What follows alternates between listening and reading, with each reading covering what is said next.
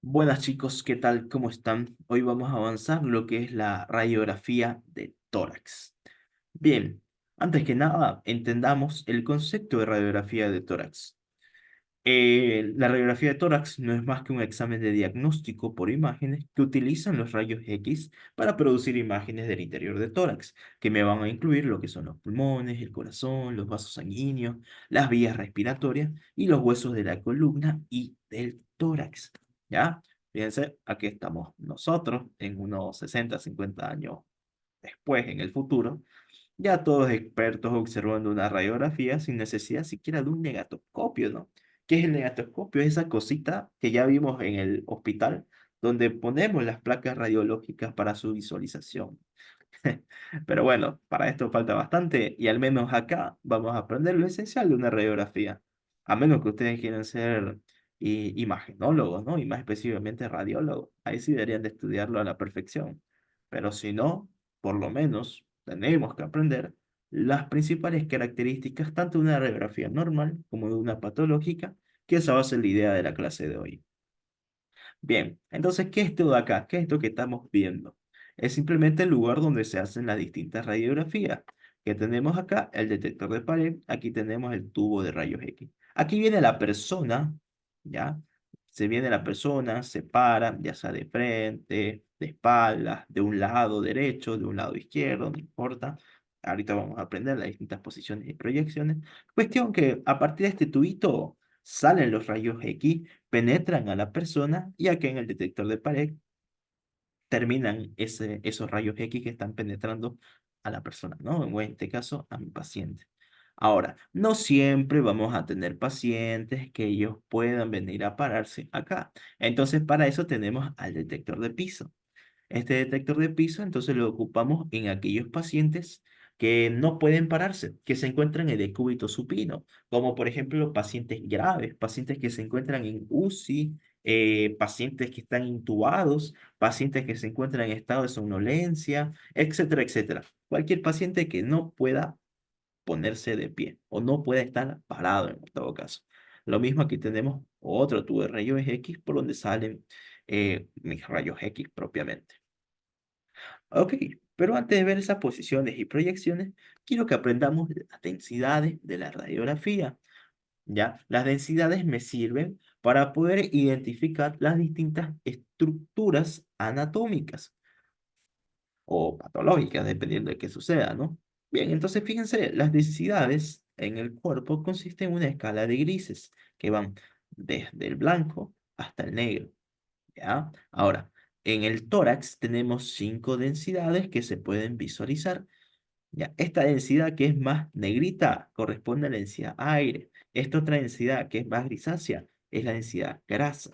Aquí un poquito blanca, medio lechosa, ¿no? Pero no llega todavía a este nivel de blanco. Corresponde a una densidad agua.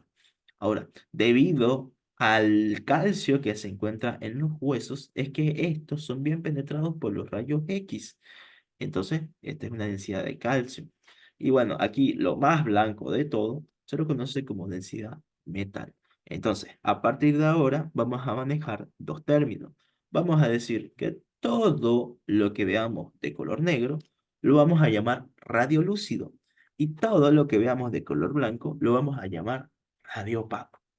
Bien, esta imagen es interesante porque me sirve para ver cómo los rayos X van penetrando por las distintas estructuras del cuerpo humano, o en este caso de la caja torácica, siendo más específico, para ver cómo esos rayos X atrapan, si ustedes quieren decirlo así, o penetran, como ustedes quieran decirle, en las distintas estructuras. Fíjense, aquí están los rayos X que ingresan y aquí están los rayos X que se transmiten por las distintas estructuras. Si estamos hablando de aire, prácticamente no atrapa casi ninguna partícula de aire. Por eso es que se ven negros, chicos, por excelencia. Pero vayámonos al otro extremo, en una densidad metal, por ejemplo. Ya fíjense, los rayos X ingresan y ellos penetran por excelencia en el metal. ¿Ya? Por eso este se ve blanco.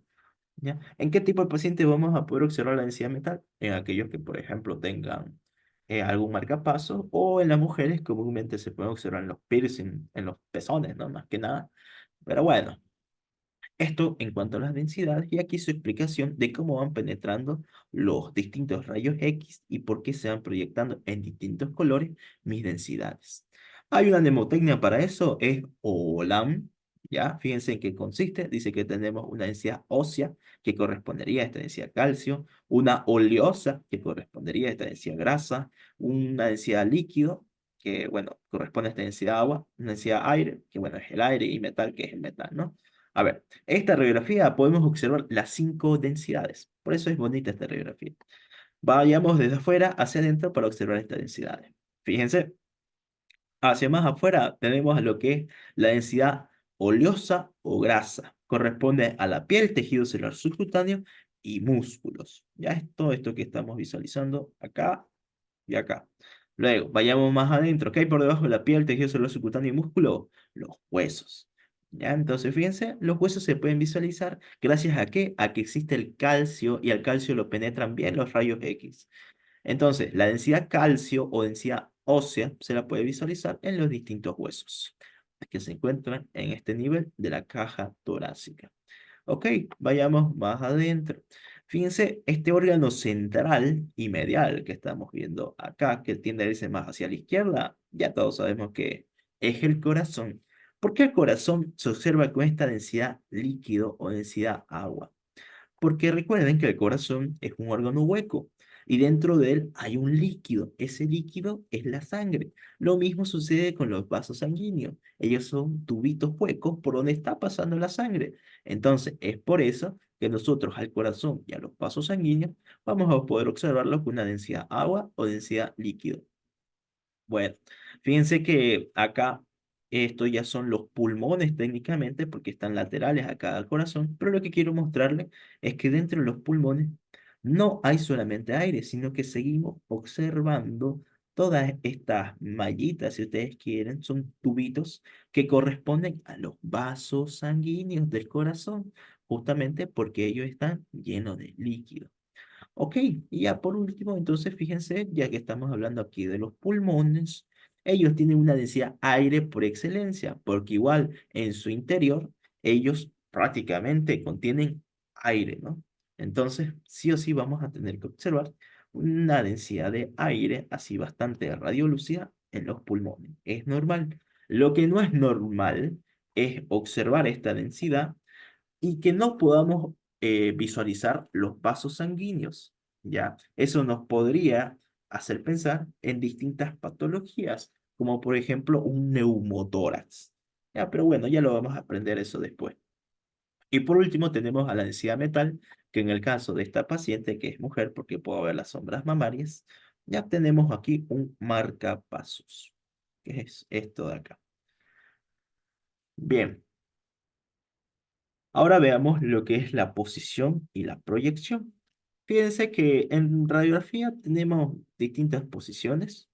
Estas son las tres que más usualmente se suelen ocupar. Tenemos una proyección antero-posterior o AP, una posterior-anterior o PA y una lateral que puede ser tomada tanto del lado derecho como del lado izquierdo. ¿Ya? En lo que es el estudio de las cajas torácicas para ver patologías pulmonares o cardíacas, se refiere por excelencia una posición y proyección postero-anterior. A eso no se tienen que olvidar. Ahora, la posición postero-anterior tiene que ser bien indicada por el radiólogo. ¿Qué le va a decir al paciente? Dos cosas. Primero, que lleve los codos hacia adelante. ¿Eso para qué? Para que las escápulas, chicos, se lateralicen y de esa manera nosotros podamos observar una mejor visualización de mis campos pulmonares. Y otra cosa más, le va a pedir que haga una apnea inspiratoria. O sea, le va a decir que al paciente que por favor mete el aire, que lo mantenga y de esa manera vamos a poder observar en toda su extensión a mi parénquima pulmonar. Ahora, ¿por qué tanto para patologías pulmonares como cardíacas, que yo decía, preferimos una proyección PA? Porque si comparamos estas dos imágenes, esta es una P, esta es una PA, y nos damos cuenta del corazón. Acá, ¿cuál es la gran diferencia? que podemos observar que el corazón está agrandado, por así decirlo, ¿no? Sin embargo, esto no es patológico, esto es normal y tiene su explicación. La vamos a ver un poquito más adelante. Pero a ver, este agrandamiento o supuesto agrandamiento, mejor dicho, del corazón, se lo conoce como la magnificación cardíaca y ya vamos a observar por qué sucede eso, ¿ya? Entonces, fíjense que esto, si nosotros lo vemos así y no sabemos si es una AP o una PA, podríamos sospechar de una cardiomegalia y podríamos sospechar en otras patologías que nos llevarían a un mal diagnóstico, cuando en realidad el corazón tenía este tamaño de acá. Bien, ya vamos a ir aprendiendo eso, sí. Ahora, esto es importante, se los van a preguntar siempre, los factores técnicos de una radiografía de tórax. Dependiendo del libro que lean, pueden encontrar más o menos factores técnicos. Yo aquí les puse los principales que vi que los doctores siempre nos suelen preguntar.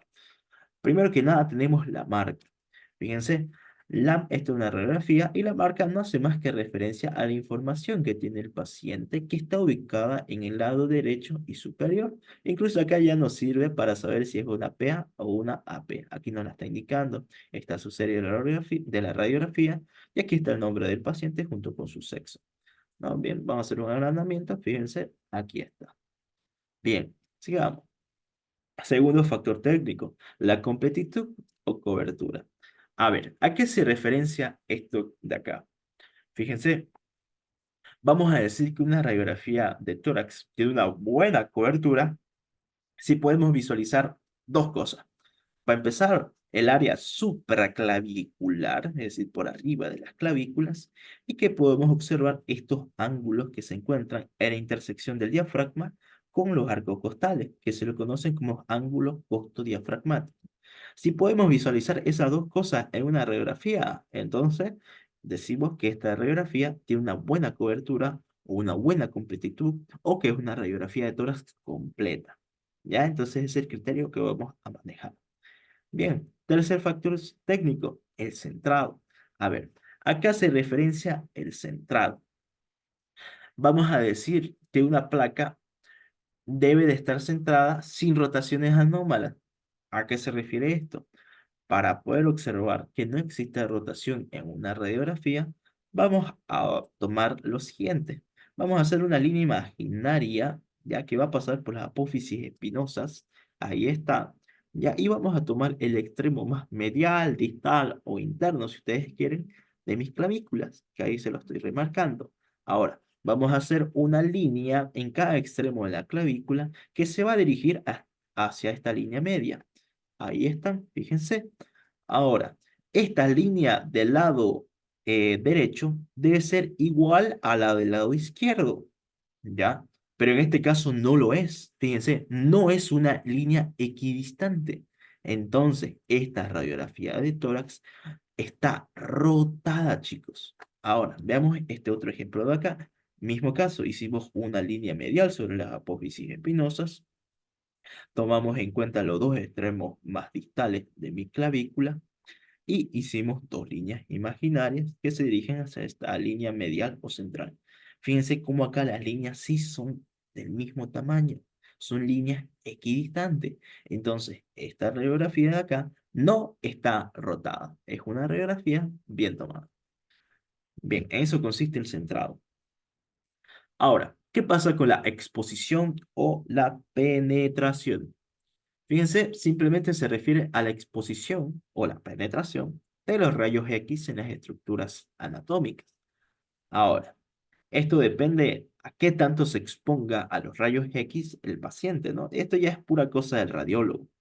Fíjense, decimos que, bueno, aquí tenemos tres imágenes y decimos que una radiografía está, es normal, mejor dicho, cuando podemos visualizar por lo menos los primeros cuatro cuerpos vertebrales torácicos. Ya fíjense que tenemos uno, dos, tres, cuatro. Ok, podemos ver cuatro. Belleza, es una radiografía de tórax normal. Ahora, ¿cuál es la diferencia acá? Cuando no podemos visualizar esos cuerpos vertebrales o directamente no podemos ver ninguno, ¿no? Como ser este caso de acá. Decimos que eso es una radiografía blanda. ¿Ya? Y ahora, cuando podemos visualizar prácticamente todos los cuerpos vertebrales torácicos, decimos que esa es una radiografía dura o muy penetrada. ¿Ya? Esa es la diferencia. ¿Ya? Entonces, entre todo esto, lo ideal sería que suceda esto de acá. Bien, sigamos con los factores técnicos y vayamos ahora al momento de la respiración. Esto es importante. A ver, ustedes saben que fisiológicamente tenemos dos procesos de respiración, ¿no? La inspiración y la expiración. La inspiración, chicos, es el momento de la respiración que nosotros buscaríamos en una radiografía. ¿Ya? Entonces, una radiografía ideal se debe de tomar siempre en inspiración. ¿Y cómo nos damos cuenta si una radiografía fue tomada en inspiración? Simplemente seguimos lo siguiente. Fíjense, tenemos aquí nuestra radiografía y vamos a contar los arcos costales, ¿ya? Deberíamos de poder visualizar entre 10 a 11 arcos costales posteriores y entre 6 a 7 arcos costales anteriores. Ahora, ¿cómo yo reconozco cuando un arco costal es posterior y cuando un arco costal es anterior? Esto es facilísimo. Recuerden que estamos observando al paciente de espaldas. Esto es una proyección postero-anterior. Entonces, si nosotros recordamos un poquito de anatomía, vamos a saber que las costillas prácticamente a este nivel de la columna vertebral están naciendo de ellas, ¿ya? Y su disposición, fíjense, tiende a ser más horizontal. No es del todo horizontal, es un levemente oblicua, pero tiende a ser más horizontal a comparación de las costillas anteriores, que son estas, ya que estas sí son oblicuas por excelencia. ¿Ya? Entonces, fíjense, vamos a contar acá. 1, 2, 3, 4, 5, 6, 7, 8, 9 y 10. Incluso acá podríamos observar una onceava costilla más. Ya esas son las costillas posteriores. Ahora, contemos las anteriores. 1, 2, 3, 4, 5, 6. Estamos contando 6 costillas anteriores. Aquí están posteriores, anteriores. Entonces, si cumple este criterio, quiere decir que fue tomada en inspiración y podemos seguir prosiguiendo a hacer la lectura de mi radiografía. Bien, la proyección, chicos. ¿Qué tenemos que hacer en la proyección? Identificar si es una proyección PA o es una proyección AP. Este es fácil, igual. Fíjense, aquí tenemos póster anterior y antero posterior. Hace un momento yo les decía que una de las diferencias más notables es la silueta cardíaca del corazón. Fíjense cómo aquí está agrandado y acá se lo ve más normalito, ¿no? Ahora, esto sucede por lo siguiente. Fíjense, esto es una proyección posterior anterior. Aquí está el tubo de rayos X, aquí está la placa. Fíjense cómo los rayos X ingresan y como está ingresando de la parte posterior y el corazón es un órgano más anterior, ya una proyección PA me permite poder visualizar el tamaño correcto o exacto, si ustedes quieren, de mi corazón. En cambio, una proyección AP, ya, como está ingresando desde anterior a posterior del paciente, y recordemos que el corazón es un órgano más anterior, ya, eso hace que el corazón se visualice de una manera más grande, ya, que nos podría hacer sospechar una cardiomegalia y nos podría llevar a un mal diagnóstico. Bien, entonces eso tienen que tenerlo en cuenta siempre. Sin embargo, no es lo único, bueno, no es el único criterio que tomamos para diferenciar una PA de una AP. Aquí tenemos más diferencias. Fíjense. En una PA, chicos, vamos a observar las escápulas por fuera del tórax. Recordemos que le pedimos al paciente que por favor lleve los codos hacia adelante, ¿no? Fíjense, esta es la escápula, está aquí bien bonita, no se la visualiza en ningún punto aquí del campo pulmonar, pero en una AP, fíjense, sigámosla, esta es mi escápula y, uy, aquí está dentro de mi campo pulmonar. Entonces, un criterio que nos puede llegar a hacer pensar. Uno más fácil todavía son la posición de las clavículas en una PA, ya justamente porque se llevaron los codos hacia adelante, fíjense cómo las clavículas se visualizan en forma de B, chicos. Ya, mientras que una AP son prácticamente horizontales mis clavículas. Ya, y eso, y tomando en cuenta la magnificación cardíaca, nos ayudan a orientarnos si se trata de una PA o de una AP. Aunque igual, de todas formas, recordarles que en la parte superior derecha, igual ya algunas placas radiológicas traen la indicación si se trata de una AP o una PA. Bueno, con todo eso ya podemos ir viendo los hallazgos normales de una radiografía. A ver, estos somos nosotros, aquí está nuestro paciente y recordemos que una radiografía la vamos a observar tal cual como nosotros vemos a un paciente en este tipo de perfil, como si estuviéramos haciendo un examen físico de toda la vida. Entonces, fíjense, aquí está mi radiografía y todo este lado acá va a corresponder al lado derecho del paciente, mientras que todo este lado acá va a corresponder al lado izquierdo del paciente. Ya eso es importante para que recuerden la disposición de la radiografía a la hora de que nosotros vayamos a hacer la interpretación. Ahora, para hacer una interpretación buena de una radiografía, tenemos que seguir un orden, chicos. No podemos interpretarla como sea. Este es el orden ideal que se debería de seguir, yendo de afuera hacia adentro, contando partes blandas, partes óseas, el mediastino, los campos pulmonares y el índice cardiotorácico. Entonces vamos a ir describiendo los hallazgos normales de cada una de estas de acá, iniciando por lo que es mi caja torácica, en las cuales vamos a evaluar lo que son las partes blandas, las partes óseas, las pleuras y el diafragma.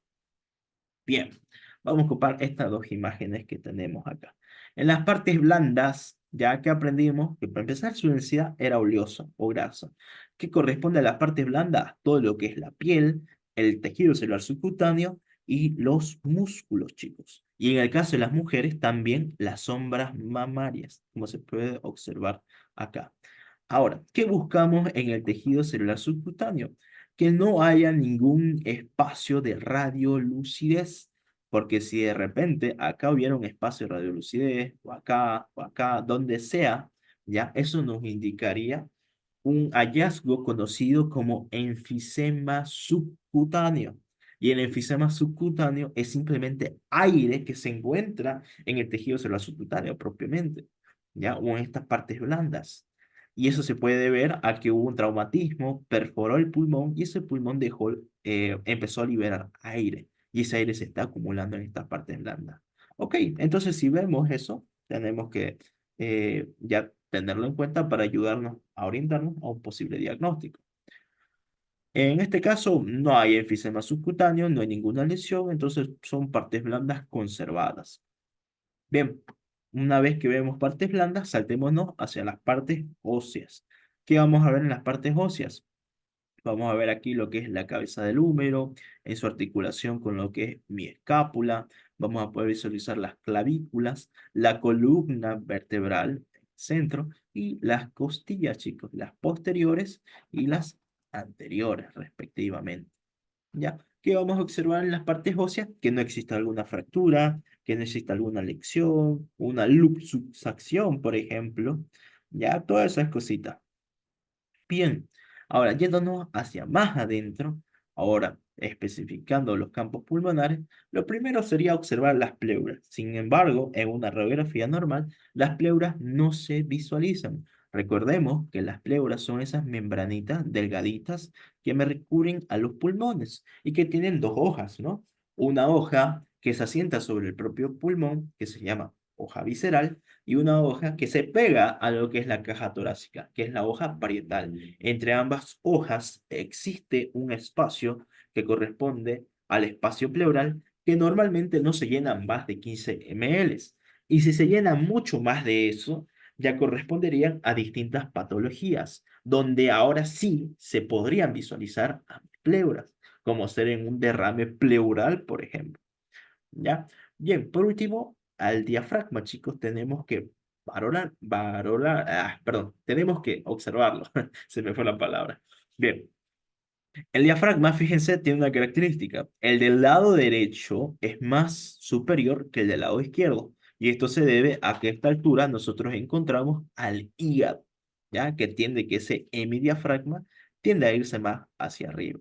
Ahora, ¿qué observamos en el diafragma? Dos ángulos. Fíjense, hay un ángulo que se forma en la intersección entre el diafragma y el corazón, y hay otro ángulo que se forma en la intersección entre el diafragma y los arcos costales.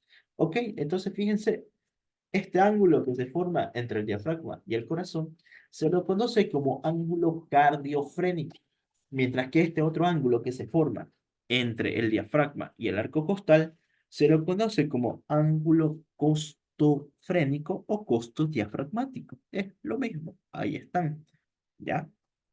Bien, entonces todo esto tenemos que observar cuando valoramos la caja torácica. Una cosa más.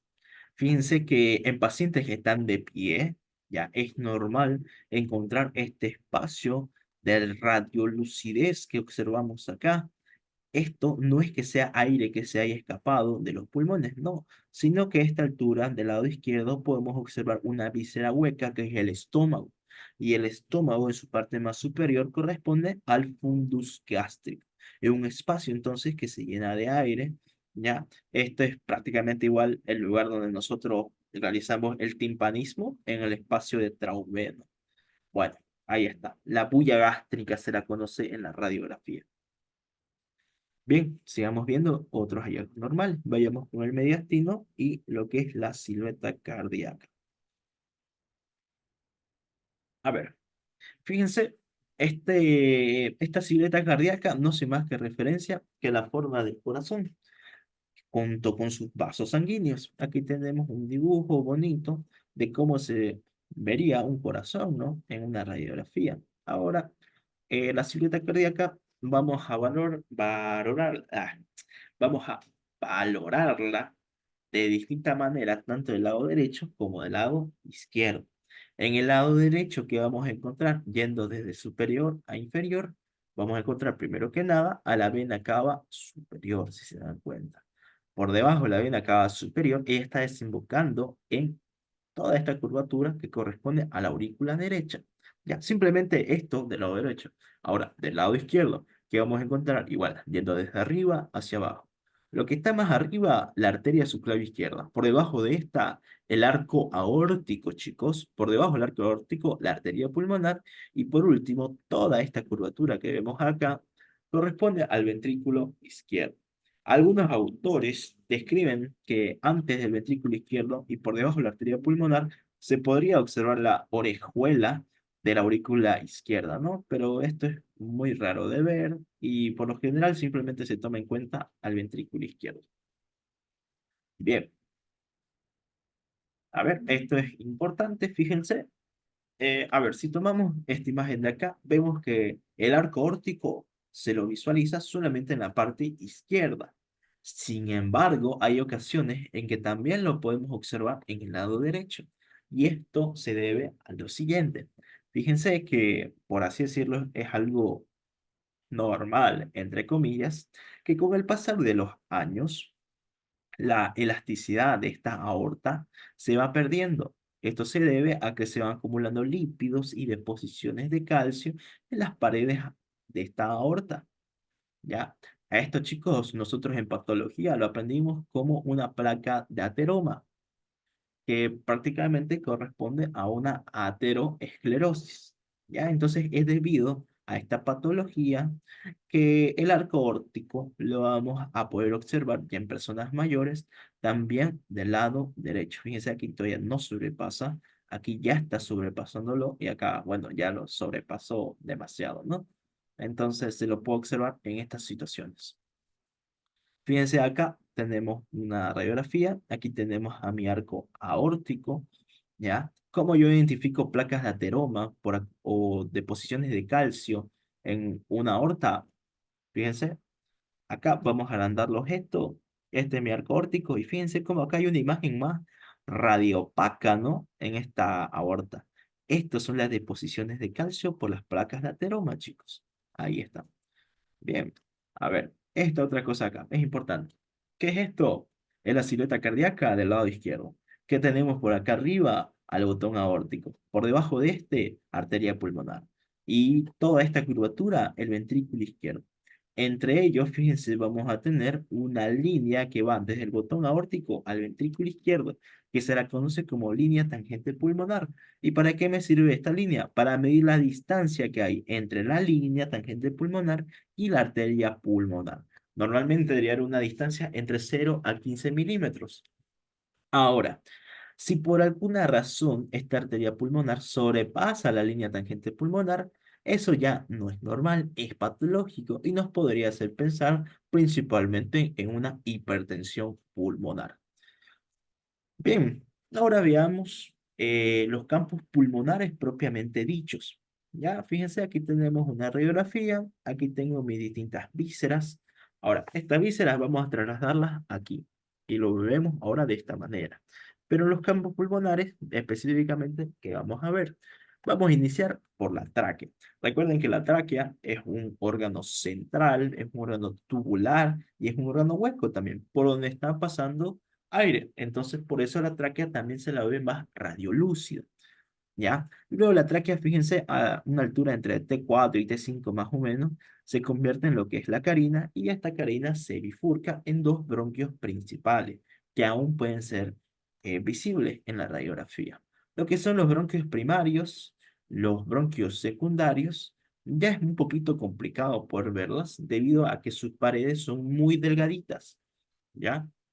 Pero bueno, lo normal es que podamos visualizar a la tráquea en el centro. Si vemos que la tráquea está desviada a un lado o otro, eso ya es patológico.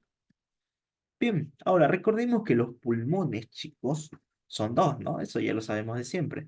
Pero la característica acá es que el pulmón del lado derecho ya se divide en tres lóbulos pulmonares, mientras que del lado izquierdo se divide en dos. Aquí se están coloreando los lóbulos superiores de ambos pulmones. El pulmón derecho se divide en un lóbulo superior, en un lóbulo medio y un lóbulo inferior. Y el izquierdo en un lóbulo superior y un lóbulo inferior, prácticamente.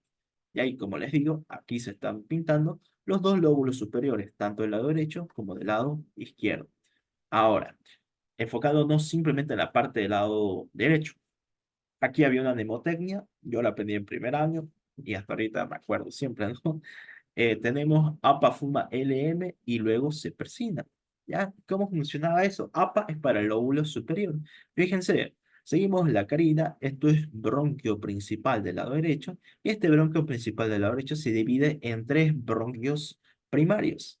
Y tenemos un bronquio primario superior, un bronquio primario medio y un bronquio primario inferior. El bronquio primario superior se divide en tres, se trifurca, ¿ya? En uno que se va para arriba, que se lo conoce como apical, en uno que se va para adelante, que se lo conoce como anterior, y uno que se va para atrás, que es posterior. Ahí está APA. Ahora fuma LM. Fíjense, este bronquio primario se divide en dos bronquios secundarios o bronquios segmentarios, ¿ya? LM hace referencia al lateral, porque hay un bronquio que se va más hacia lateral, aquí está, fíjense, uno que se va más hacia afuera y uno que se va más hacia adentro, que sería medial. Entonces ya tenemos APA, FUMA, LM y luego se persigna. Se persigna hace referencia a que se va hacia todos lados, ¿no? Como si ustedes hicieran ese gesto de persignarse, perdón, de persignarse ahorita, se van a dar cuenta de eso.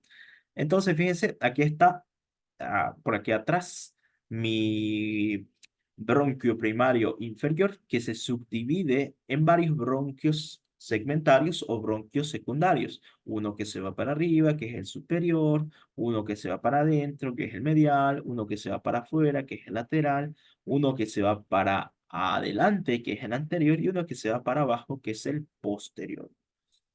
¿Ya? Entonces esto es importante que lo sepan porque nos sirve para poder identificar la distinta disposición de la localización de las patologías que vayan a afectar, ya sea un lóbulo superior, uno medio, uno inferior, ya sea del lado derecho o del lado izquierdo.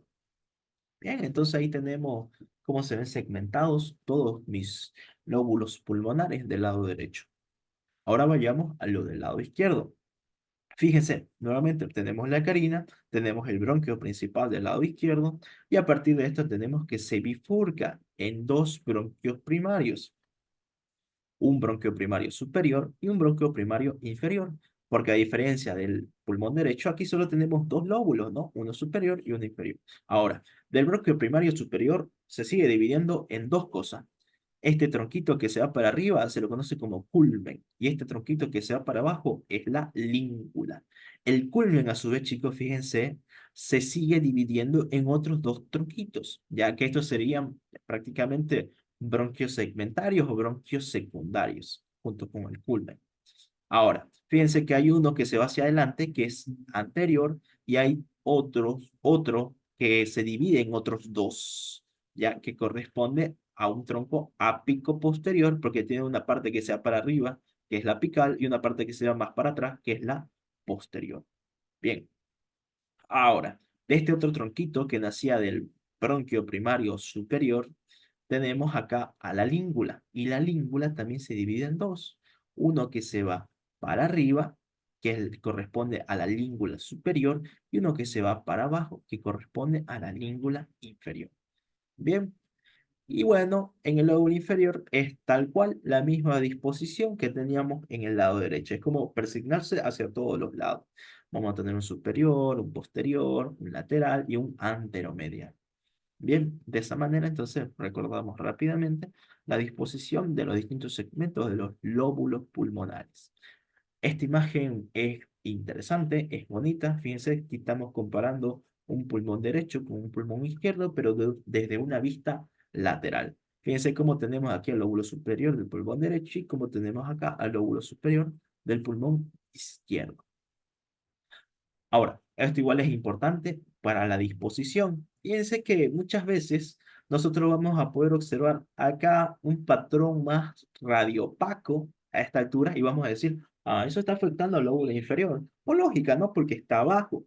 Pero resulta que la disposición anatómica del lóbulo medio es ser más anterior y a la vez inferior, como podemos observar acá en esta vista lateral. Fíjense cómo el lóbulo medio es más anterior e inferior, está separado del lóbulo superior por esta cisura que corresponde a la cisura transversal, que es esta de acá también, ¿ya? Mientras que el lóbulo superior está separado del inferior por la cisura oblicua, y lo mismo, el medio se separa del inferior por la cisura oblicua. Bueno, cuestión que debido a esta disposición, muchas veces hacemos un diagnóstico erróneo en cuanto a la localización. Ya, decimos que estaba en el lóbulo inferior, pero resulta que está en el lóbulo medio. ¿Ya? Y lo mismo con el lóbulo inferior. Fíjense, esta disposición lateral nos ayuda a comprender que este ya efectivamente es inferior, pero también es posterior, a diferencia del lóbulo medio. Ya eso tenemos que tenerlo en cuenta. Y vamos a ver algunas patologías más adelante para poder identificar esto de acá. Bien, ¿qué tenemos acá? La misma imagen, solo que ahora con el pulmón izquierdo, toda su segmentación y ahora acá una vista lateral. Misma cisura oblicua que me separa el pulmón derecho del pulmón, perdón, que me separa el lóbulo superior del lóbulo inferior del lado izquierdo.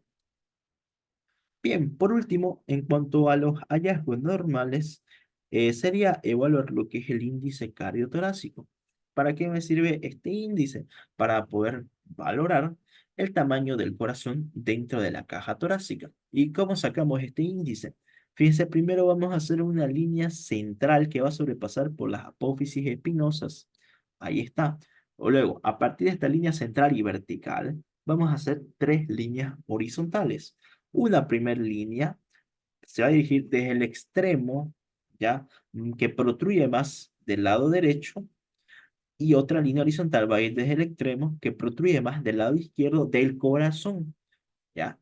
El del lado derecho vamos a llamarlo A y el del lado izquierdo vamos a llamarlo B. Y por último vamos a hacer una línea horizontal, ¿ya? Del lugar donde veamos que hay mayor extensión de la caja torácica. Esa línea va a ser llamada C. Y a partir de ahí simplemente se hace una operación matemática. Vamos a decir que A más B se divide entre C. Y lo normal es que eso sea menor o igual a 0,50. ¿Ya? Porque se dice que el corazón ocupa menos del 50% de la cavidad torácica. Ahora, si por alguna razón esto va a ser mayor a 0,50, estamos hablando de una cardiomegalia, ¿ya? Y la cardiomegalia se mide en grados. Aquí están para que ustedes lo estudien. Pero bueno, aquí hay una imagen igual, vean cómo hay un corazón normal y aquí un corazón agrandado, una cardiomegalia. Bien, y eso es el índice cardiotorácico. Aquí fíjense, una cardiomegalia grado 3 técnicamente, llegando casi a grado 4, cómo se ve en una tomografía también. Fíjense, esta es una cardiomegalia, otro corte de la tomografía. Seguimos observando la cardiomegalia. Bien, ahora, por último, antes de entrar a los hallazgos patológicos, quiero que entendamos cómo nos damos cuenta si estamos viendo del lado correcto una radiografía. Primero que nada, hay algunos criterios que yo tomo en cuenta. Fíjense, el primer criterio, miro la parte superior y derecha porque ahí voy a encontrar la marca eh, del paciente, ¿no? La marca que corresponde a los datos del paciente. Si yo veo que esto está volcado, entonces digo, pucha, la radiografía está al revés, la tengo que volcar. Ahora, otra cosa, la disposición del corazón, chicos. El corazón estamos diciendo que es un órgano central, pero que tiende a irse más hacia la izquierda. Entonces, la dirección del corazón tiene que irse hacia la izquierda. Y en el caso de que haya sido una radiografía en un paciente que estaba de pie, se va a poder observar la bulla gástrica. Y a ver, esto igual por disposición anatómica, el estómago se encuentra en el lado izquierdo. Por lógica, la bulla gástrica también debería estar en el lado izquierdo, ¿no? Ahí está. Bien, entonces pueden tomar esos puntos de referencia para ver si una radiografía es normal o patológica. Ahora sí, ya aprendimos todo lo normal. Ahora veamos lo patológico. Y para aprender los patológicos, vamos a estudiarlos en patrones. ¿Cuáles son esos patrones? Tenemos un patrón con aumento de la densidad y un patrón con disminución de la densidad. Es decir, que tenemos patrones radiopacos y patrones radiolúcidos. ¿Ya? A ver, con aumento de la densidad vamos a tener lo que son las consolidaciones o condensaciones, es lo mismo, un patrón intersticial, las atelectasias y los nódulos o masas. Y con disminución de la densidad vamos a tener aquellos que tienen una pared visible y aquellos que no tienen una pared visible. Y por último, vamos a estudiar los síndromes extrapulmonares, como ser un derrame pleural, un neumotórax y un neumoperitoneo. Bien, vamos a estudiar entonces ahora cada uno de estos, iniciando por un patrón, un aumento de la densidad, iniciando por las consolidaciones. Entonces aquí están una consolidación o condensación que viene haciendo, perdón, que viene a ser lo mismo, no es más que el resultado de reemplazo del aire en el alveolo, sea por líquido, sangre, pus o célula. A ver, fíjense, esta es una porción terminal de mi aparato respiratorio. Aquí tenemos mi bronquiolo terminal, mi montón de sacos alveolares, ¿no? Cada uno de estos es un pequeño alveolo. Ahora, esos alveolos, chicos, que aprendimos en histología, que ellos tienen estos poros que son conocidos como los poros de Kohn, que me unen un alveolo con otro, ¿ya? Ahora, de esta manera, entonces quiere decir que un alveolo se comunica con otro. Lo normal es que acá haya aire, ¿no? Pero ¿qué pasa si de repente, en vez de aire, se encuentra ver líquido? Justamente por esta comunicación por los poros, es que este líquido se va a ir diseminando en todos mis demás alveolos. ¿Ya? Entonces puede haber líquido, como les digo, puede haber sangre, puede haber pus, puede haber células, puede haber muchas causas. Este tipo de patrón es también lo que vamos a conocer como patrón alveolar, por si acaso. ¿Ya? Entonces, ¿cómo vamos a observar una consolidación o condensación en la radiografía? De la siguiente manera, pero este es más bonito si lo vemos aquí directamente. Fíjense, acá se puede ver bien una imagen más radiopaca, ¿ya? Ubicada en el lóbulo superior del lado izquierdo, que nos dice que es una condensación, es una opacidad de bordes mal definidos, como podemos observar acá. ¿Ya? Pero a ver, se vuelve bien definida si es que entra en contacto con alguna cisura. Si no entra en contacto con ninguna cisura, entonces sigue siendo mal definida. Ahora, esto de acá es por excelencia para decir que se trata de una consolidación. Encontrar un broncograma aéreo, chicos. ¿Qué es un broncograma aéreo? Son simplemente imágenes tubulares radiolúcidas dentro de mi consolidación que corresponden a los bronquios. ¿Ya? Son esto que estamos observando acá. Fíjense. Ahí está la imagen. Como podemos ver bien lo que son los broncogramas aéreos. Aquí incluso en una tomografía se ven más bonito. Aquí hay una consolidación y dentro de esa consolidación un broncograma aéreo. Entonces, si observamos esto, no tenemos duda, se trata de una consolidación. Ahora, otra característica, no hay pérdida del volumen pulmonar. Lógicamente, ¿no? Lo que se está acumulando es algún tipo de sustancia. No se está viendo afectado en ningún momento el volumen pulmonar como tal. Ya es igual lo tenemos que tener en cuenta.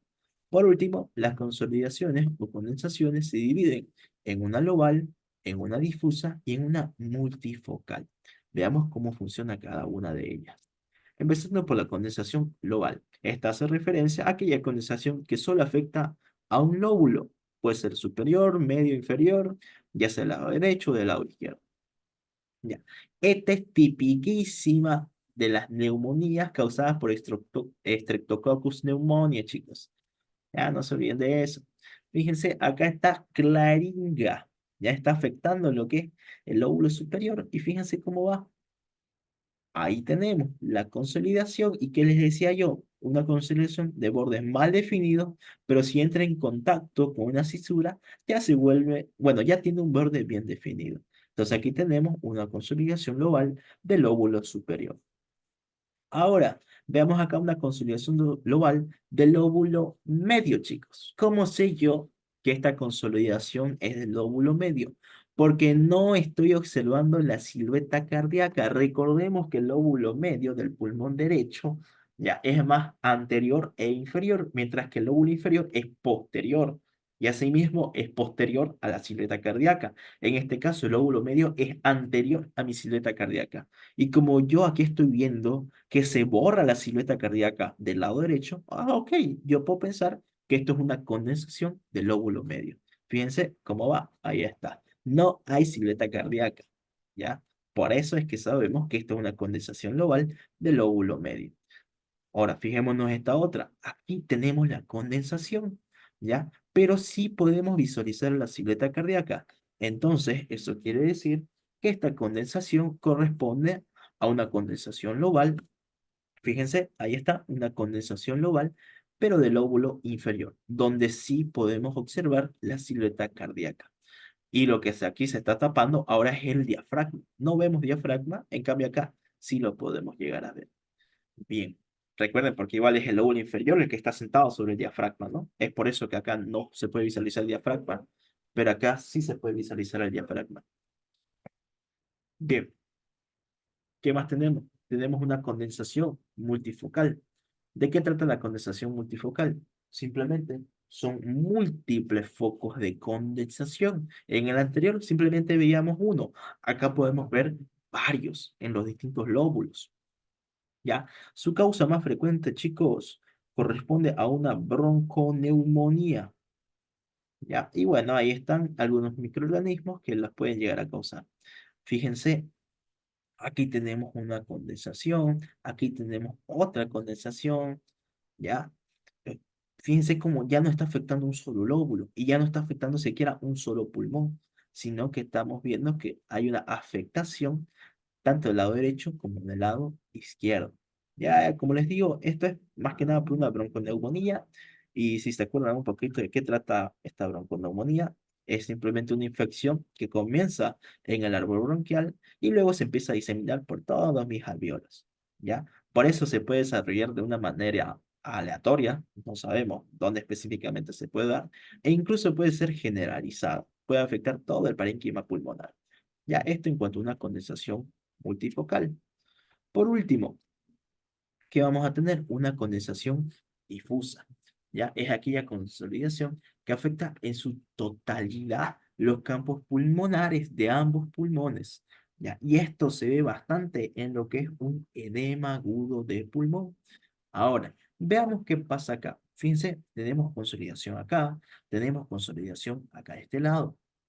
Ya, esto característicamente es un edema agudo de pulmón, porque encontramos un signo radiológico que se lo conoce como el signo de las alas de mariposa. Fíjense, observen acá, hace referencia a unas alas de mariposa, algunos le llaman alas de murciélago también, pero bueno, si ustedes ven el signo de las alas de mariposa, por favor piensen en un edema agudo de pulmón. Ahora, para poder visualizar, o perdón, para poder tener un mejor criterio sobre si este edema agudo de pulmón se debe a un proceso pulmonar o un proceso cardíaco, ya vamos a observar la silueta cardíaca. Ahora, si la silueta cardíaca está aumentada, quiere decir que el edema agudo del pulmón es de origen cardiogénico. Pero si la silueta cardíaca no está aumentada, es decir, está normal, quiere decir que no es de origen cardiogénico. ¿Ya? Entonces, acuérdense, esto es un poquito de fisiopato. Cuando es de origen cardiogénico, aquí la silueta cardíaca está aumentada, ya que hay una sobrecarga en el ventrículo izquierdo, ya que ese corazón está insuficiente, porque se ve bastante una insuficiencia cardíaca. ¿Ya? Entonces, si ese ventrículo izquierdo está sobrecargado, va a haber un reflujo retrógrado, o perdón, un flujo retrógrado de la sangre del ventrículo izquierdo a la aurícula izquierda. Y la aurícula izquierda va a pasar hacia las venas pulmonares. Y las venas pulmonares va a llegar hacia los capilares pulmonares, y es ahí cuando empieza a haber un trasudado, una extravasación de líquido. ¿Ya? Entonces, eso es un edema agudo del pulmón debido a un proceso cardiogénico. Ahora, si estamos hablando de de un edema agudo de pulmón no cardiogénico, prácticamente podemos empezar en distintas patologías, como ser un SDLA, un síndrome de distrés respiratorio agudo, en el cual los capilares pulmonares se ven afectados porque hay un aumento en la permeabilidad por el proceso inflamatorio. Ya, entonces así vamos valorándolo. En este caso, fíjense, acá hay un aumento en la silueta cardíaca, ya, entonces podemos decir que este edema agudo de pulmón es de origen cardiogénico. Incluso acá podemos observar una leve disminución ya de los ángulos cortofrénicos, ya nos está indicando que hay un derrame pleural, que bueno, se está iniciando un derrame pleural. Bien, aquí tienen distintos ejemplos del montón de causas que me pueden causar una condensación global, multifocal, difusa. Ya, esto es simplemente para que lo tengan ahí como una referencia. Está sacado del Pedrosa, que es un libro muy bueno de radiología, también de lo que es el Argente Álvarez de semiología, ¿no? Que igual es muy bueno. Bien, pasemos a otro patrón que correspondería al patrón intersticial. Para esto, chicos, vamos a hacer acá un agrandamiento de esta porción terminal del pulmón para poder observar lo que se conoce como un lobulillo pulmonar secundario. ¿Ya? A ver, ¿en qué consiste un lobulillo pulmonar secundario? Para empezar, va a estar compuesto por un bronquio que es acompañado por su respectiva arteria. ¿Ya? Ellos van a desembocar en lo que es un acino, ¿ya? Y recuerden que los acinos están formados por miles de alveolos, entre unos 3.000 a 4.000 más o menos. Ahora, cada acino pulmonar, chicos, por fuera está rodeado, ¿ya? Por tejido conjuntivo. A este tejido conjuntivo nosotros lo llamamos tabiques o septos interlobulillares. Y es por estos tabiques por donde discurren los vasos linfáticos y las venas pulmonares. ¿Ya?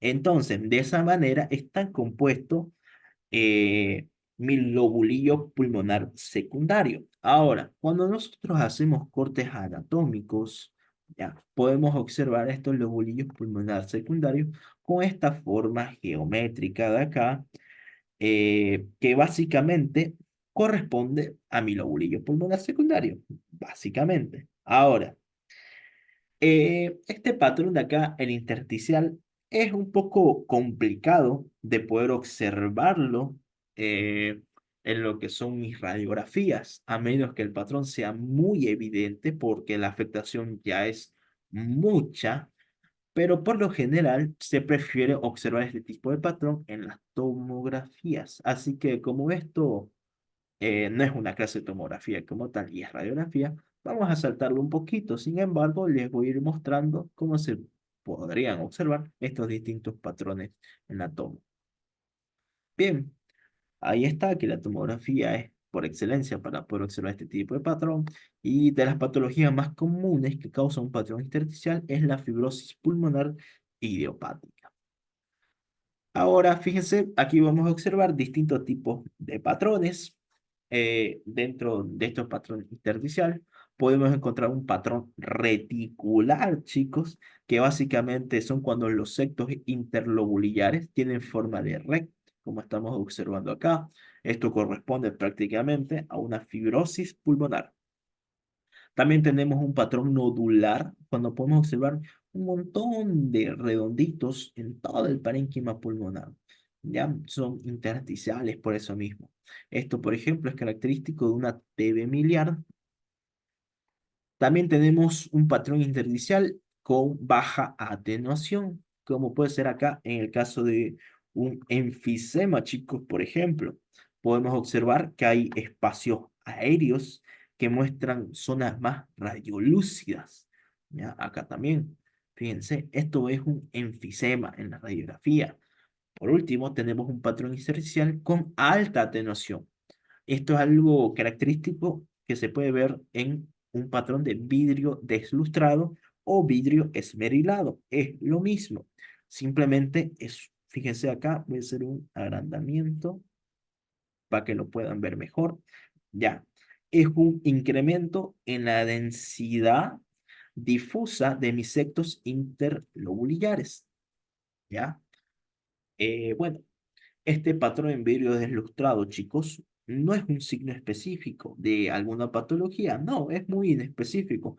Puede ser causado por neumonía, por edema agudo de pulmón, por hipersensibilidad de repente, ya, pero en el 2019 se vio bastante este tipo de patrón en personas que tenían COVID-19, ya, entonces esto es lo que se observaba. Era como un, digamos, un criterio diagnóstico para decir que esta persona tenía COVID-19. Sin embargo, recordemos que toda esta radiografía, todas las tomografías, muy pocas son diagnósticas de ciertas patologías. Casi toditas simplemente son apoyo complementario para hacer nuestro diagnóstico, porque siempre la clínica va a ser quien mande, ¿ya? Yo siempre tengo que confiar en la clínica y de acuerdo a mi sospecha clínica, pedir algún examen, ya sea de radiografía o de tomografía, y con eso orientarme muchísimo más a mi sospecha diagnóstica. Bien, fíjense, acá tenemos en una radiografía cómo se ve un patrón micronodular, intersticial y difuso. Corresponde a una tuberculosis miliar. Bien, ahora veamos las atelectasias, chicos. Recordemos que la atelectasia no es más que el colapso, ya sea de una sección del pulmón, o sea, de un lóbulo, o de todo el pulmón en total. Esto lo aprendimos en patología, no voy a rebuscar mucho en este tema. Tenemos aquí un alveolo normal, un colapsado y los distintos tipos de atelectasia. No, como les digo, no voy a rebuscar porque esto ya lo aprendimos. Ahora, quiero acá que aprendamos cómo observamos una atelectasia en la radiografía. Fíjense, es facilingo. Acá hace referencia a cómo se va colapsando un pulmón. Ahora, para poder hacer un buen diagnóstico, si ustedes quieren llamarlo así, ya, tenemos que saber que para la atelectasia hay criterios, tanto directos como indirectos. ¿Ya? Criterios directos, chicos. Hay desplazamientos cisural hacia el lado de la lesión. ¿Qué quiere decir eso? Bueno, acá hay una atelectasia que me está comprometiendo todo el pulmón prácticamente, ¿no? Pero a ver, fíjense, esto es pulmón superior, esto es pulmón, perdón, esto es pulmón derecho, esto es lóbulo superior, lóbulo medio y lóbulo inferior, ¿no? ¿Qué decíamos? Que el lóbulo superior está dividido en medio por la cisura transversa. En este caso, si hubiera una telectasia en este lóbulo superior, la cisura transversa que me separa el superior del medio se tendría que ir hacia el lado de la lesión, es decir, que esta cisura empezaría a ascender, subiría. ¿Ya? Justamente por el colapso pulmonar ubicado en esta región superior. A eso se referencia este criterio de acá. Ahora, también hay pérdida de la aireación o consolidación, como podemos observar acá. En este caso, si solo afectaría al lóbulo superior, solo el lóbulo superior se vería condensado, chicos. Pero acá, como está afectando todo el pulmón se ve con una consolidación. Ahora, tenemos que buscar signos broncovasculares. Ya en este caso no se pueden observar muy bien, pero acá se referencia a eso, a que como perdón, como el pulmón está colapsado, nuestro cuerpo es tan inteligente que va a buscar la forma de compensar esa porción del pulmón colapsado. Es decir, que va a hacer que a esa sección del pulmón le llegue más aireación y más irrigación, por lo que vamos a poder observar estos signos broncovasculares como más bronquios y más arterias en esa sección del pulmón colapsado. Ya esos son nuestros criterios directos. Ahora, los indirectos, chicos, ¿qué vamos a poder observar? Hay disminución del volumen del hemitórax afectado. En este caso, no se puede ver acá eso, porque está prácticamente todo el pulmón comprometido. Pero imagínense qué es esto. Acá, por aquí afuera teníamos la pleura y normalmente el pulmón debería estar ocupando toda la pleura, ¿no? Fíjense cómo acá, en este tipo de atelectasia, hay disminución de ese volumen pulmonar. Lo mismo sucede y se puede visualizar en una radiografía. Hay elevación del hemidiafragma del lado afectado. Es decir, que el diafragma que estaba aquí abajito, como acá por ejemplo, tiende a subirse debido al colapso pulmonar. Hay desplazamiento del mediastino ipsilateral. Esto es importantísimo, ¿ya? Porque si ustedes ven esta imagen de condensación, de una me podrían decir que es un derrame. Ok, yo les digo, bien, pero ¿por qué? ¿Ya? ¿Por qué pensás que es un derrame y no una telectasia? Ah, y aquí ingresa la gran diferencia. En una telectasia, el mediastino se desplaza hacia el mismo lado, mientras que en un derrame, el mediastino se va hacia el otro lado, es contralateral. ¿Ya? ¿Por qué sucede eso? Porque si el pulmón se está colapsando, está arrastrando consigo a las demás vísceras del mediastino, mientras que en un derrame, como se está llenando de agua ese pulmón, ya está empujando a las estructuras del mediastino hacia el otro lado. Ya a eso se debe. Entonces esto es importantísimo. Hay una hiperinsuflación compensatoria contralateral. Ya, a ver, fíjense, este pulmón que no está afectado, que no está colapsado, ya, va a aumentar de tamaño porque se está hiperinsuflando. Esto es lo que nosotros llamamos un pulmón vicariante o enfisema compensatorio, ya que este pulmón va a tratar de cubrir el colapso de este otro pulmón, ya, para que la persona prácticamente no se muera, por así decirlo. Por último, tenemos el estrechamiento del espacio intercostal, mejor conocido como el pinzamiento costal. Fíjense, comparen este espacio intercostal con este de acá. Este está mucho más estrecho que este de acá, incluso tiende a ser muchísimo más estrecho, ¿ya? Pero este igual es un criterio que nos ayuda a identificar una atelectasia. Fíjense, aquí tenemos otro tipo de atelectasias, como aquí está comprometiendo lo que es el lóbulo superior, cómo se tiende a ir hacia el mismo lado de la lesión, el mediastino, en este caso la tráquea es lo que más se puede observar, cómo hay elevación del hemidiafragma a comparación del lado izquierdo, cómo este pulmón está mucho más grande, es un pulmón vicariante, con un enfisema compensatorio, cómo hay signos broncovasculares, porque acá hay el colapso pulmonar. Ya, y todas esas cositas, chicos. Recuerden eso. Recuerden todos esos signos directos e indirectos para poder diferenciarlo de un derrame. ¿Ya? Bien. Por último, veamos los nódulos o masas en estos tipos de patrones. Los nódulos, chicos, al igual que las masas, no son más que opacidades redondas de bordes bien definidos, mientras que las masas igual son opacidades redondas, pero sus bordes son mal definidos. Fíjense, vamos a ver que existen nódulos que tienen un diámetro menor a 7 milímetros, ¿ya? A eso ya no le llamamos nódulos, sino que llamamos micronódulos. Y estos son los que observamos en una tuberculosis miliar, por ejemplo. Ahora, un nódulo, chicos, propiamente, se le llama así cuando su diámetro es menor o igual a los 3 centímetros, ¿ya? Y cuando se observa un solo nódulo, como ser en este caso de acá, se lo conoce como nódulo pulmonar solitario, ¿ya? Y esto es característico de cierto tipo de cánceres, como ser un adenocarcinoma o un carcinoma de células escamosas, por ejemplo. Ya, eso nos podría ayudar a pensar en un tipo de cáncer. Bien, y fíjense, aquí tenemos una masa del lóbulo superior del pulmón derecho, que, ¿cómo me di cuenta que es una masa?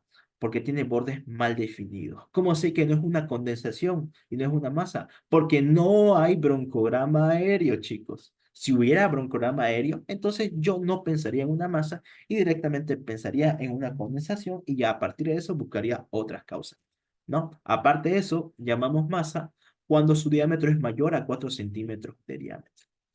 Ya, entonces eso téngalo en cuenta, chicos, es importante. Bien, a ver, hablando, ya que estamos hablando un poquito de cánceres pulmonares y las distintas masas y demás, veamos el signo de las balas de cañón. El signo de las balas de cañón, chicos, hace referencia prácticamente a nódulos redondeados y bien definidos en los pulmones. Se distribuyen de manera similar a unas balas de cañón, de ahí su nombre, ¿ya? Y este es característico de las metástasis pulmonares, sobre todo las que se asocian con cáncer testicular. Veamos una imagen, veamos cómo se ve esta otra imagen, pero de un lado lateral. Fíjense, esto,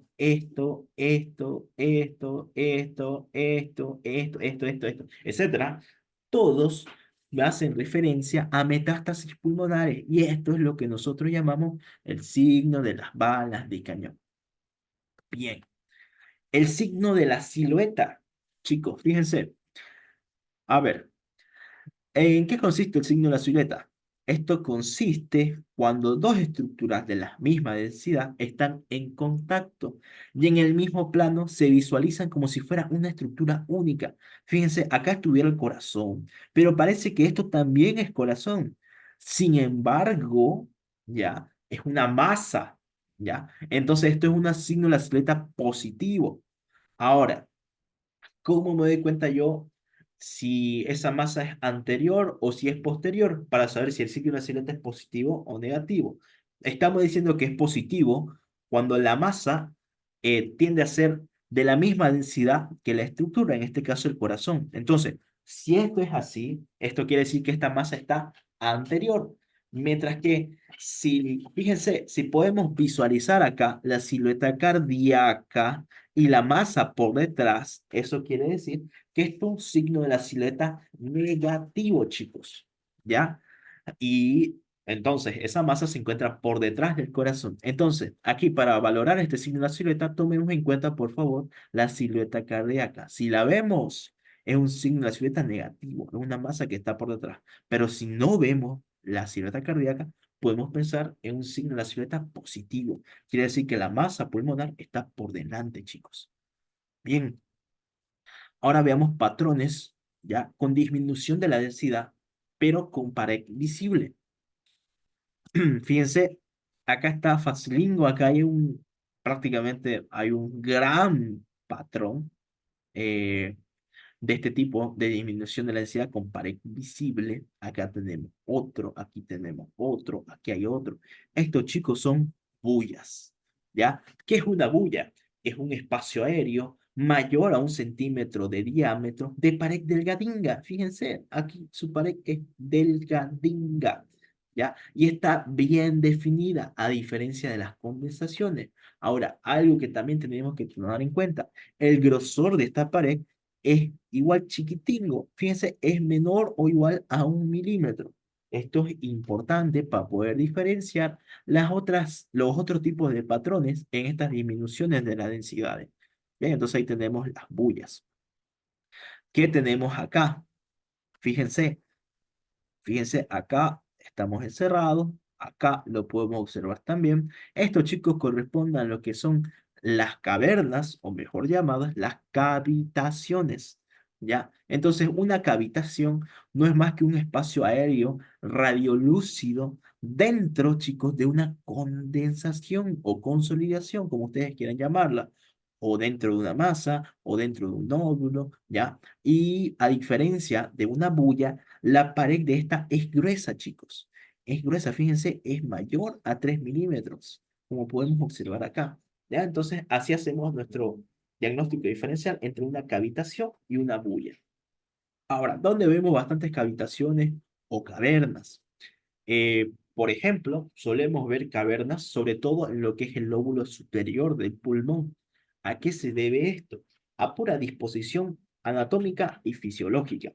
Fíjense que cuando nosotros estamos de pie, que es casi la mayor parte del tiempo, ya, resulta que los ápices pulmonares tienden a recibir más oxigenación, pero menor irrigación, mientras que las bases tienden a recibir menor oxigenación, pero más irrigación.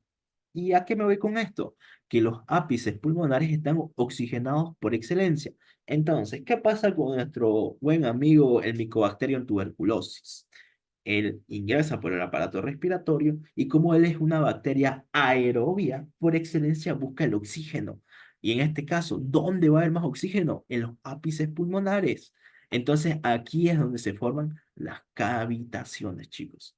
Ya esto quiero que lo tomen en cuenta entonces. Bien, ¿qué más vamos a tener acá? Fíjense que estas cavitaciones de repente se pueden llenar de líquido.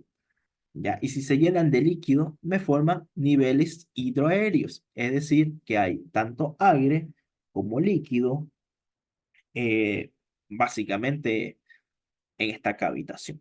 Entonces, eso me forma lo que son los niveles hidroaéreos. Bien, ¿qué más tenemos acá? Fíjense, esto es muy parecido a una cavitación, solo que es un quiste, ¿ya?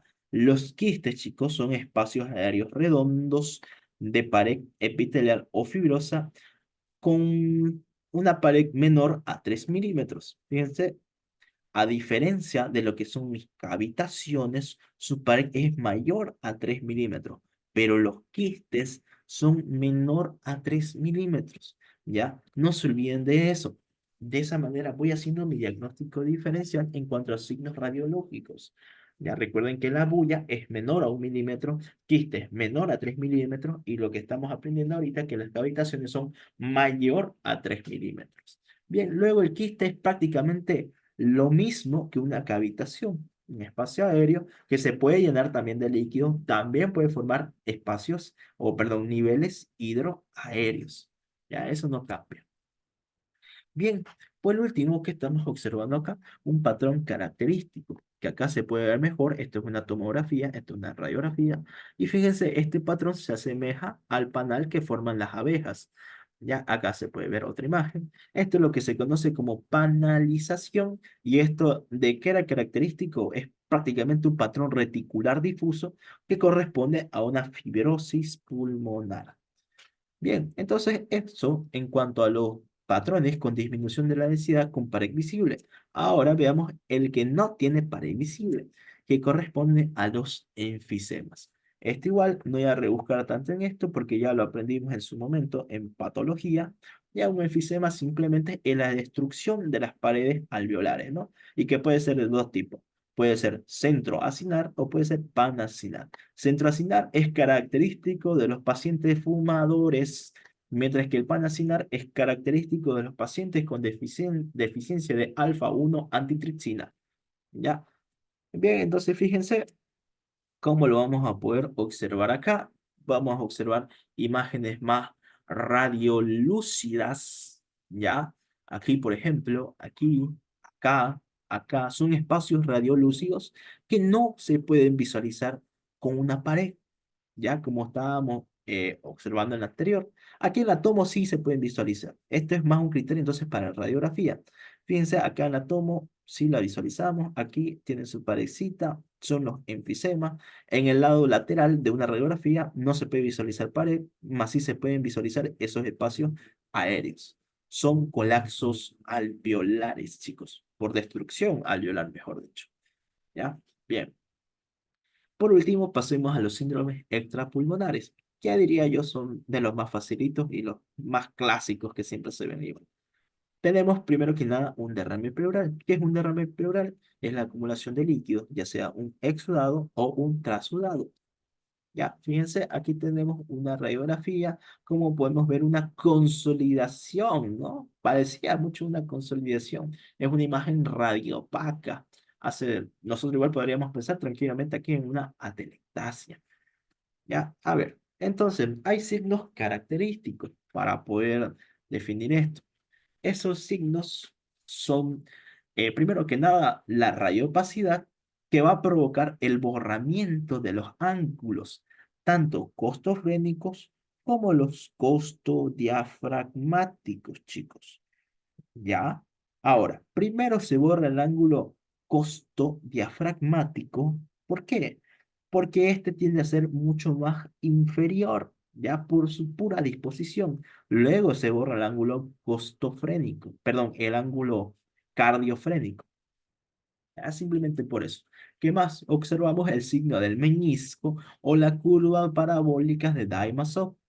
Ahora, fíjense que acá se forma bien bonita esta curva. Entonces, esto es característico de un derrame pleural, también llamado signo del meñisco, y desplazamiento del mediastino hacia el lado contralateral de la lesión, es decir, hacia el otro lado. Esto sobre todo sucede en derrames masivos, ¿ya? En este caso, por ejemplo, yo no diría que hay un desplazamiento de la tráquea hacia el lado contralateral. Pero bien, si fuera un derrame masivo, como les digo, como se está llenando el espacio de líquido, este va a empujar los órganos del mediastino hacia el otro lado. Bien, aquí fíjense, tenemos otros criterios para un derrame pleural masivo, un derrame subpulmonar. Esto ya no lo suelen preguntar tanto los doctores, con que sepan estas tres cosas, ya diagnostican un derrame pleural. Bien, esto es simplemente para que lo sepan, si gustan, léanlo. A ver, fíjense que tenemos acá. Es otro derrame, en este caso el lado izquierdo. Ahí lo vamos a delimitar. Fíjense qué bonito se ve. Ahora, esto igual se los va a preguntar el doctor, muy probablemente. Cuando ustedes tienen un derrame, una acumulación de líquido, de lo que sea sangre, pus, cualquier cosa, se hace una toracocentesis. Y en la toracocentesis, chicos, se pide siempre todo esto de acá, que ya en su momento lo vimos en prácticas. ¿Ya? Entonces, puede ser pregunta de examen con el doctor. Por favor, repásenlo. Esto no es tan necesario que se lo aprendan porque no vi que el doctor lo pregunte, pero esto sí, ya esto sí o sí. Bien, pasemos ahora a un neumotórax. ¿Qué es el neumotórax? No es más que la presencia de aire fuera de los lugares donde se espera que exista aire, como ser los pulmones. En este caso, a ver, esta radiografía deberíamos de poder observar lo que se conoce como el enfisema subcutáneo. No lo podemos observar acá, ya, pero si ustedes ven enfisema subcutáneo en las partes blandas, por favor piensen que existe un neumotórax. Ahora, también tenemos signos radiológicos para este neumotórax. Fíjense, para empezar tenemos una imagen radiolúcida que no contiene vasos sanguíneos. En este caso, este neumotórax está ubicado en este lado del pulmón derecho. Fíjense, todo esto de acá nosotros podemos observar que no hay vasos sanguíneos, como estamos observando acá. Fíjense, a esta altura no hay ninguno. Entonces ya nos hace pensar en un posible neumotórax. También algo clásico, la línea del neumotórax. Es fácil, chicos. Fíjense, aquí está bien delimitado. Toda esta es la línea del neumotórax. ¿Por qué se forma esto? Porque aquí hay aire atrapado y esto prácticamente es mi pleura visceral, chicos. ¿Ya? Entonces acá, por ejemplo, es una de las patologías donde podemos observar al pleura. Bien, ¿qué más hay? Hay retracción del pulmón afectado hacia el hilio pulmonar, ya que, bueno, se lo llamaría como tal muñón pulmonar. Como acá el neumotórax no es tan avanzado, no es tan masivo, ya no se observa todavía ese muñón pulmonar. Sin embargo, ahorita vamos a aprender que hay grados del neumotórax y ahí sí se puede observar ese muñón. ¿Qué más tenemos? La desviación del mediastino hacia el lado afectado, ya como ocurría en una atelectasia, chicos.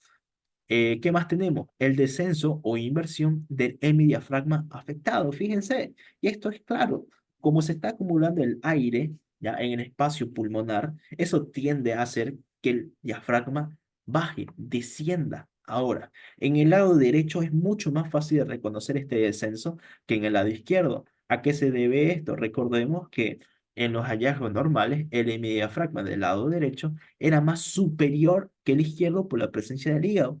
Pero ¿qué estamos observando acá? Que este diafragma está prácticamente a la misma altura que el del lado izquierdo. Entonces yo puedo pensar acá que probablemente se trata de un neumotórax. Y por último, la redistribución vascular. Ya hay vasos mucho más prominentes en el lado contrario. Y esto se debe a que este pulmón disminuyó su volumen, por ende no está trabajando al 100%, entonces este tiene que compensar a lo que no esté trabajando. Ya simplemente se debe a eso. Bien, pero no se olviden, esta línea es lo más característico, la línea del neumotórax. Ahora veámoslo aquí en grados.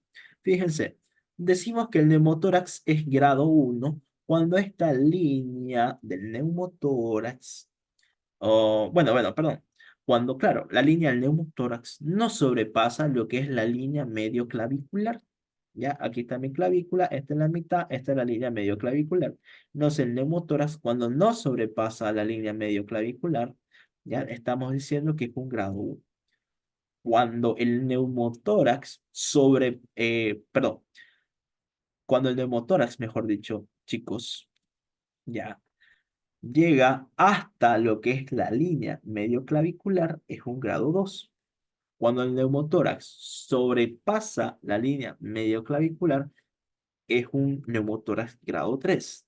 Y cuando el neumotórax, eh, además de sobrepasar la línea medioclavicular, ya también desplaza el mediastino hacia el otro lado, ya es un neumotórax grado 4. Es lo que se conoce como un neumotórax hipertensivo. Ya, eso es importante, chicos, que lo sepan.